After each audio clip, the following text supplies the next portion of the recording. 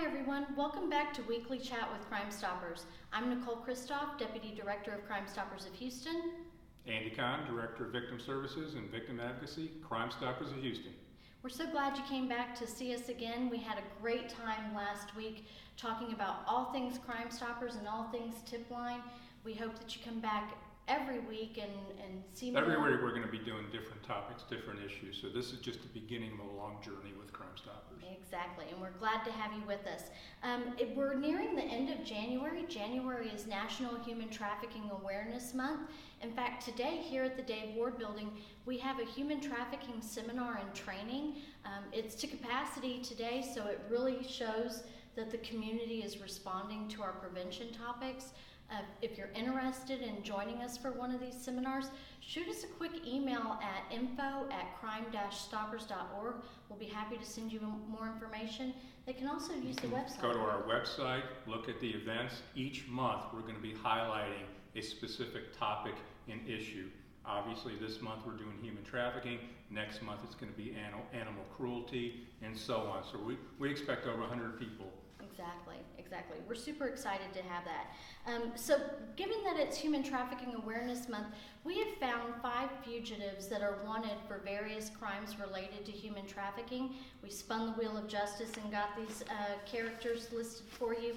We want you to pay close attention to them, to their names and their nicknames, and see if you might recognize them. If you do, or if you know anyone that might know them, call the tip line 713-222-TIPS. Go to our website, www.crime-stoppers.org. Use our mobile app. You may be eligible for up to a $5,000 reward for any information leading up to the arrest and charging of any of the suspects we're going to feature or any of the suspects that you find on our website. Exactly. And as always, tipsters anonymity, 100% anonymous. No one's ever going to know you called unless you let them know. So our first suspect today This guy's number one. He's number one, Clifford Milton.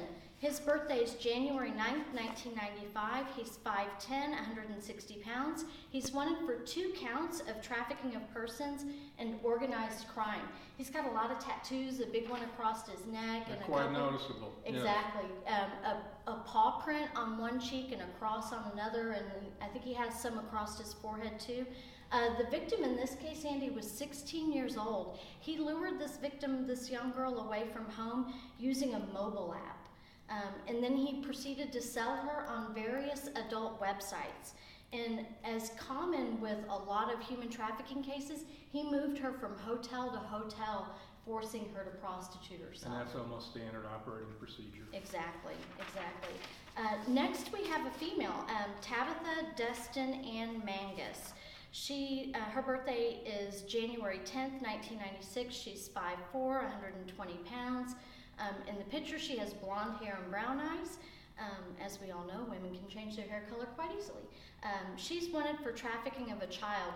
It's not uncommon for women to be involved in human trafficking. Her role in this process is to transport, entice, recruit, and harbor. And in this particular warrant that she has, the victim was under 18. No, you'd be surprised how many women are actually involved in human trafficking, and a lot of times they'll actually team up with the other trafficker as well, and that's one way for them to actually lure their victims in. Right. Our next fugitive is... Okay, that one's Willie James Brumfield. His birthday is June 15th, 1999. He is 6'3", 140 pounds. He's wanted for trafficking of a child, compelling prostitution, and evading arrest. This one, again, is another 13-year-old victim that he met on social media. That's 2 of these cases. And he moved her from various hotels to prostitute, and he threatened her with beatings and or choking.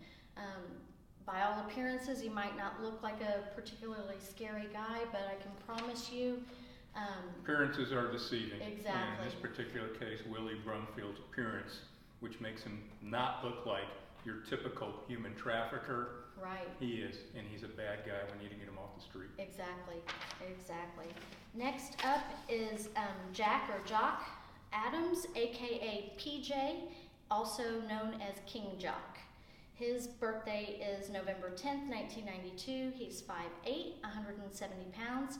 He's wanted for trafficking of a person, continuous violence against a person, aggravated promotion of prostitution, compelling prostitution by force and threat.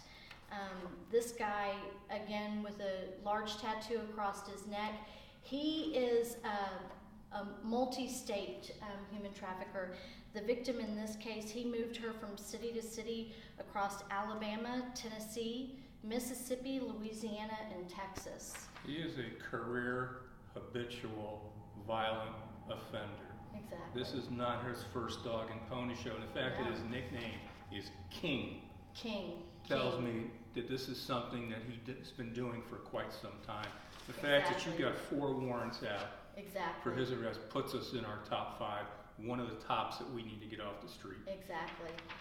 This King Jock or PJ or Jock, he would post ads on various adult websites before they would get to those out-of-state cities, selling the young victim and having a line of clients ready for her when they got there. And look at our common themes so far, the first 4 that we've profiled. Underage victims, right? Yeah. Teen victims. Most have one thing in common: social media. Exactly. Social media is the new trolling ground for traffickers. It used to be playgrounds, parks, schools, any other public venue. Right. But more often than not, these days, human traffickers find victims via social media. And that is why these cases are so important, because they highlight why parents have to monitor what their children are doing on social media and who is contacting them. These cases are living proof of what can happen if you're not apprised or you don't keep up with what your child is doing. Exactly. And on King Rock or King Jock, he even forced his victim to tattoo her name on him, which is particularly... It's a form of branding. It's a form of ownership. I own you, and you're forever going to be attached by me. Right. It's just devastating. Our final fugitive today is Dylan Alexander Kahn, aka Pay. His birthday is August 25th, 1994. He's 5'7", 150 pounds. He's wanted for trafficking of a child and compelling prostitution. The victim in this case, a 16-year-old girl. He met her online, I think it might have been Instagram, making promises of treating this girl better than her family would, making promises of buying her things and getting her nails done. He, again, also posted pictures of the young victim on various adult websites, selling her and promoting the prostitution of that young victim. And that's as well. a typical grooming standards that offenders use when they try to entice you. They'll try to bring you in, make you almost feel like you're part of their family. Exactly. And then eventually they'll spun you out, and the next thing you know, you're under their total control. Exactly. I believe one of the victims in our cases today at one point expressed concern that she didn't want to do the acts that they were compelling her to do, so they forced drugs on her. They gave her ecstasy and marijuana in order to keep her awake and keep her working. Again, just another tactic that these guys use, these men and women use. Human trafficking is an insidious, despicable crime that overcomes mostly young children, mostly teens, and your life is forever changed. I couldn't agree more. Well, thanks again, Andy. We're so glad that you guys joined us again. Stay tuned next week. Follow us on social media, all platforms, Facebook, Instagram, Twitter, LinkedIn. Visit our website, www.crime-stoppers.org. Have a great day. Contact Crime Stoppers. Help save lives.